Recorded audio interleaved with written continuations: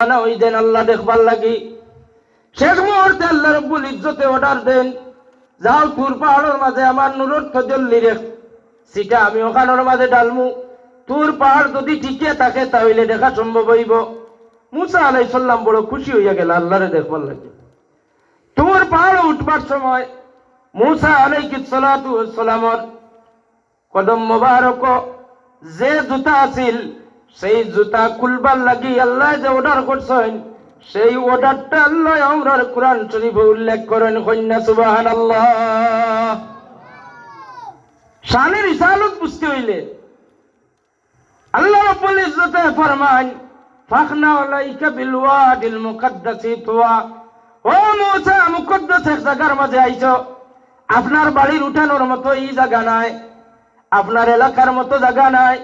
ও পাহাড়ের উপরে আমার নূরের তজল্লি ডালতাম, ওখানে আইয়া বেঠাগিরি দেখাইয়া জুতা পাওয়ার দিয়া উঠি যারায় আমি আল্লাহ ঘোষণা দিয়ার না করিয়ার তোমার জুতা ওখান পাওয়াতেন কুলো খালি পায়ে আমার নূরের তজল্লি দেখবার লাগি খালি পায়ে উঠা লাগবো। সুবহানাল্লাহ।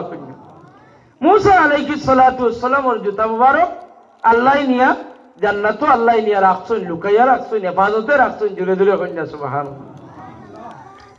কম্পেয়ার করুন আল্লাহর নূরের তজল্লির ঠিকানায় মেরাজের রাত্রিতে হুজুর নবী আকরাম সাল্লাল্লাহু আলাইহি ওয়াসাল্লামের কদম মুবারক খালি নাই, না আলাইন শরীফ আইন হুজুরের কদম মুবারকের মাঝে লাগাই।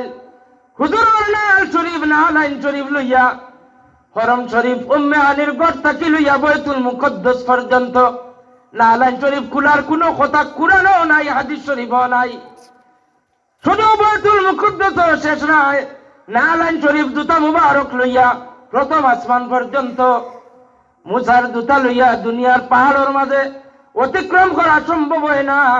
আর নবীর শানের রিসালত কতখান, আমার নবীজির জুতা মুবারক লইয়া প্রথম আসমানও, ও জুতা লইয়া দ্বিতীয় আসমানও, ও জুতা লইয়া তৃতীয় আসমানও, ও জুতা লইয়া সপ্তম আসমানের উপরে। শুধুমাত্র সপ্তম আসমানও গিয়া জুতা খোলা লাগবে ইলা নাই, যে জায়গা জিবরিল আমিন যাওয়া সম্ভব নাই সিদরাতুল মুনতাহা।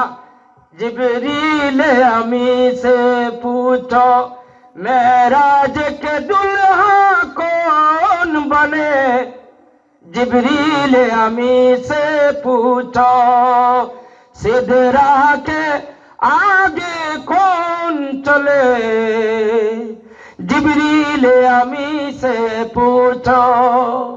जिब्रील आमीन फरमान या রাসূলুল্লাহ ইয়া হাবিবাল্লাহ, আমরা 90 বউডো আমি আই গেছি, 90 ভিতরে যদি আমি এক কদম রাখি জলিয়া সরকার হই যাইমু।